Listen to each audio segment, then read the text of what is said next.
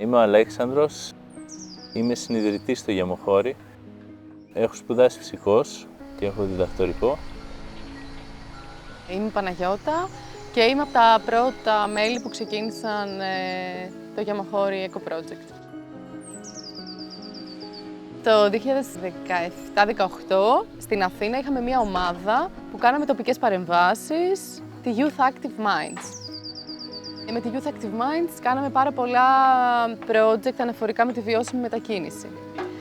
Επομένως, ερχόμενοι εδώ, φτιάξαμε το Γεμοχώρι, όπου είναι το αρκτικό όλεξο από το Youth Active Minds και το χώρι που είναι το χωριό. Ουσιαστικά είναι το χωριό των Youth Active Minds. So, for the week, Alex is cooking, me I'm cleaning, and we are making also bread. Το Γεμοχώρι είναι πολλά πράγματα. Είναι εκπαιδευτικό κέντρο, είναι κοινότητα, οικοκοινότητα θα μπορούσε να πει κανείς. Είναι σπίτι, είναι μέρος στο οποίο γαληνεύει η ψυχή σου και είναι και ένα μέρος που μπορούμε και μοιραζόμαστε πράγματα με άλλους ανθρώπους που έχουν το ίδιο όραμα με εμάς. Σίγουρα είναι εκδημοκρατικό το γεγονός ότι παρέχονται και η μάθηση, γιατί από τη στιγμή που κάνουμε ανοιχτά εργαστήρια δωρεάν, η μάθηση είναι δωρεάν, η διατροφή δωρεάν, η διαμονή δωρεάν. Είναι όλη η αίσθηση ότι μοιραζόμαστε μεταξύ μας αγαθά, χωρίς να χρειάζεται κάποιο κόστος. Επομένως, είναι μια μορφή δημοκρατίας, θα έλεγε κανείς.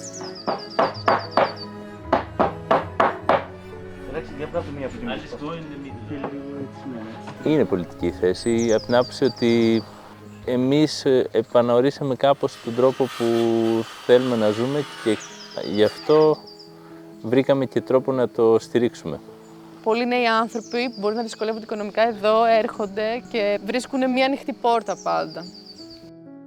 Έχοντας ζήσει στην Αθήνα πάρα πολλά χρόνια και έχοντας κάνει δουλειές πάρα πολύ γραφειοκρατικές, με πίεση και με πολύ άγχος, νομίζω εδώ κάπως όλα αυτά έρχονται και κατευνάζουν και κοιτάς τι είναι το πραγματικό νόημα στη ζωή, που πραγματικά είναι η ψυχική γαλήνη, η ουσιαστική επαφή με τη φύση και η ουσιαστική επαφή με το μέσα μας. Αυτά είναι στοιχεία που μου κουμπώνουν εδώ στο Γεμοχώρι και μου δίνουν όμως και την ελευθερία να κάνω τα πράγματα που θέλω για μένα.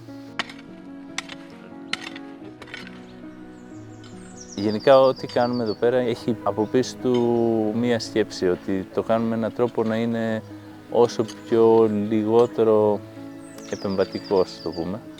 Δηλαδή, δεν χρησιμοποιούμε φυτοφάρμακα, ας πούμε, στις καλλιέργειες.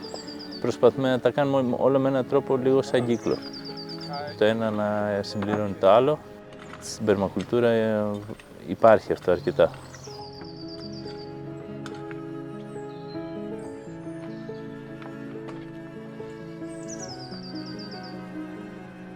Τώρα από τη στιγμή που ήρθαμε, πήρε ένα χαρακτήρα κάπως οργανικά. Το πώς έρχεται ο κόσμος, τι κάνουμε, πώς ζούμε. Δεν είναι ότι είπα αυτό θέλω να φτιάξω και αυτό έγινε. Πήγαινα με την κάθε μέρα.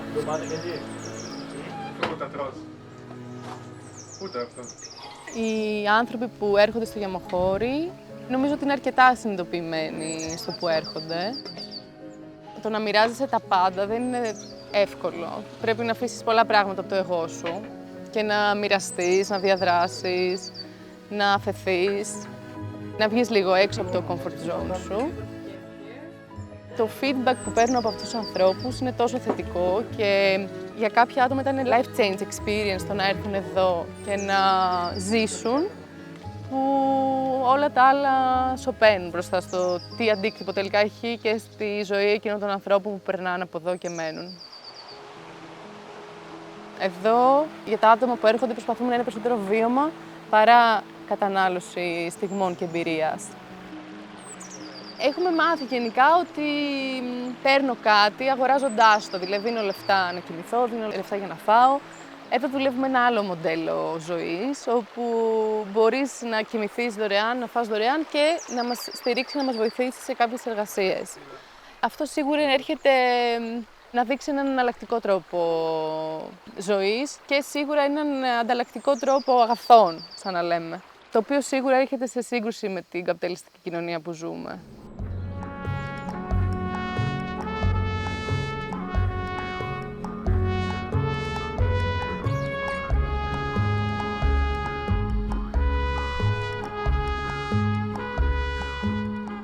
Στην αρχή η αντίδραση των κατοίκων δεν ήταν ούτε αρνητική ούτε θετική.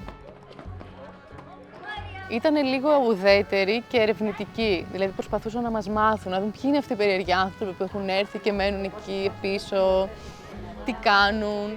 Μετά τον πρώτο χρόνο, νομίζω, που καταφέραμε να πάρουμε την εμπιστοσύνη τους, άλλαξαν πρόσωπο, έρχονταν όλο και περισσότερο εδώ, σε δράσεις που κάναμε και αντίστοιχα μας έδιναν και το πεδίο να διοργανώσουμε και εμείς δράσεις για την τοπική κοινότητα. Επομένως, χρειάστηκε λίγος χρόνος προσαρμογής.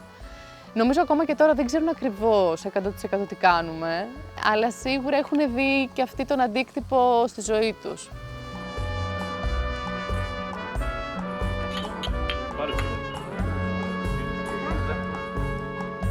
Τα παιδιά τους γνώρισα στο χωριό, με τις δράσεις τις οποίες κάναμε.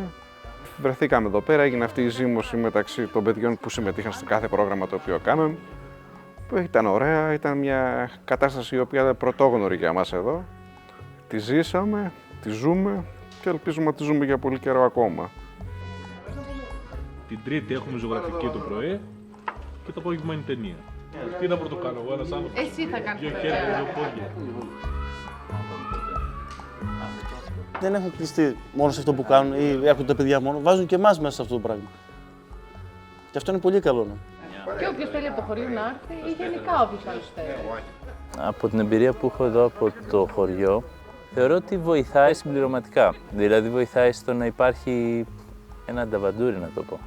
Που οι νέοι τους λείπει εδώ πέρα. Να υπάρχουν οι άνθρωποι, συνήθως βλέπουν τους ίδιους ή τους ίδιους. Και πολλές φορές βλέπεις αυτό, ότι είναι 30άριδες, 20άριδες, 15 χρονών, 60 χρονών, όλοι κάνουν παρέα. Και λίγο δεν διαχωρίζονται ηλικίες. Οι νέοι μετά από ένα σημείο βαριούνται, δεν βλέπουν τίποτα μπροστά. Οπότε, αν μπορούμε με κάποιο τρόπο να δημιουργούμε μια συνθήκη που να νιώθεις ότι κάτι γίνεται εδώ πέρα, για μένα αυτό είναι αρκετό. Όποτε πάμε στο χωριό θα μας κεράσουν, θα μας καλέσουν να πάμε στο τραπέζι τους. Ξέρουν ότι θα ακούσουν από εμάς κάτι φρέσκο, κάτι αναζωογονητικό για αυτούς. Θετικά την επηρεάζουν προσφέροντας αυτή την αισιοδοξία που έχουν τα νέα παιδιά στο να μάθουν καινούργια πράγματα, παραδείγματος χάρη και αυτό που κάνουμε εμείς. Μας δίνουν ένα κίνητρο καλύτερο να δούμε τα πράγματα σε μια άλλη βάση. Θεωρώ ότι μέσα στην τοπική κοινωνία προσωπικά είμαι αρκετά μέσα, γιατί και θα πάω σε πολλά πράγματα, ενώ και θα βοηθήσω. Δηλαδή πάω στον κόσμο με έναν τρόπο που σέβομαι αυτό που κάνει, δεν το παίζω ότι κάποιος είμαι, το ακούω πάντα, ακούω τι θα μου πει ο άλλος, τη γνώμη του, τους προβληματισμούς του, οτιδήποτε από αυτά. Γιατί πάρα πολλοί μπορεί να λένε εγώ τα ξέρω όλα, δεν ακούω τώρα αυτοί εδώ, δεν ξέρουν τίποτα, είναι από χωριό και καλά. Αλλά για να είναι εδώ τόσα χρόνια κάτι ξέρουν. Ενώ είναι καλό να το ακούσει αυτό και να το δέχεσαι. Οπότε πιστεύω αυτό βοήθησε στο ότι με αποδέχονται πιο εύκολα. Το πρώτο βήμα για να έρθεις κοντά σε μια τοπική κοινότητα, κατά την προσωπική μου άποψη, είναι να τους αφήσεις να σε μάθουν πράγματα. Δηλαδή να τους αφήσεις να σε εκπαιδεύσουν με εκείνη πρώτα. Και εμείς πάνω απ' όλα έχουμε μάθει πάρα πολλά πράγματα στην τοπική κοινότητα. Εμείς δεν ήρθαμε εδώ έχοντας τη γνώση. Συνεχώς ρωτούσαμε την τοπική κοινότητα για πράγματα και πηγαίναμε και βοηθούσαμε και πάρα πολύ σε δικές τους εργασίες. Επομένως, αναπτύχθηκε μια σχέση εμπιστοσύνης και αλληλοϊποστήριξης και αλληλοβοήθειας, αλληλεγγύης. Και αυτό στην πορεία, όταν ανοίξαμε εμείς εδώ την πόρτα μας για δράσεις, ήταν πολύ πιο εύκολο να ακολουθήσουν πράγματα που κάναμε. Θεωρώ ότι αυτό είναι πάρα πολύ χρήσιμο στο να υπάρχει συνείδηση του πώς γίνονται, πώς παράγει το φαγητό, ας το πούμε, και τι σημαίνει ηθική πάνω σε αυτό. Γιατί πολλοί μιλάνε εκ του ασφαλούς, δεν έχουν δει ποτέ πώς γίνεται τυρί, δεν έχουν δει ποτέ πώς γεννάει μια κότα. Θεωρώ το σημαντικότερο πράγμα που μπορεί να κάνει ένας άνθρωπος είναι να παράγει τροφή. πώς βγαίνει η τροφή, υπάρχει το ενδιαφέρον, υπάρχει να το κάνουν αυτό και σε εμάς, είναι αμφίδρομη δηλαδή αυτή η σχέση.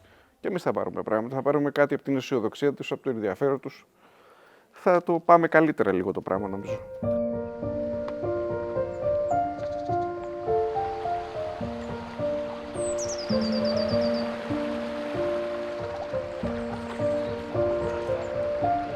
Η ζωή στην επαρχία θεωρώ είναι βιώσιμη, απλά είναι λίγο διαφορετικών ταχυτήτων και ευκαιριών ζωή.